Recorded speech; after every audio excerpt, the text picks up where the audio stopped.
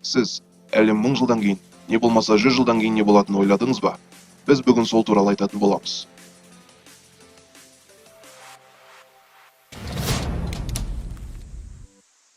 Көптеген ғалымдар болашақта шөл далалар тропиктік ормандарға айналады деп болжайды. Қазірдің өзінде көптеген шөл далалардың көлемі қысқаруда.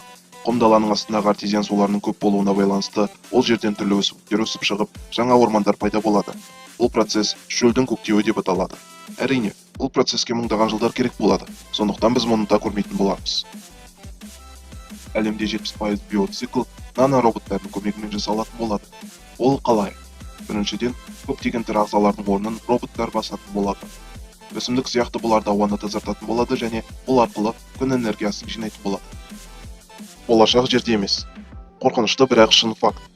1000 жылдан соң барлық дерлік ресурстар игерілетін болады. Сондықтан бізге жаңа тұрақ керек болады. Марс өте жақсы вариант, бірақ біз Марспен ғана шектеліп қалмаймыз. Басқа да жұлдызды жүйелерді отарлауымыз мүмкін. Жат ғаламшарлықтармен кездесу. Болжам бойынша біз олармен кездесуіміз мүмкін. Тіпті кейбір ғалымдар оларды біздің арамызда деп те ойлап жүр. Олай деуіміздің себебі 1000 жылдан соң күн жүйесінен басқа да жүйелер отарланады. Ол жақтағы планеталарда да тіршілік иелері болуы мүмкін. Сондықтан да біз бұны тізімге қосамыз. Әлем популяциясы бірнеше жүз есе өседі. Олай деуіміздің себебі есептеулер бойынша 100 жылдан соң жер халқы 14 миллиардқа жетеді екен. Енді 10 жылдан кейінгі санды ойлай беріңіз. Тіпті адамдарды аспаннан келген метеорит немесе вулканның атқылауы емес, бүкіл әлемдік аштық құртуы мүмкін. Бұнымен видеомыз аяғына жетті. Ұнаса лайк басыңыз және тіркелуді ұмытпаңыз.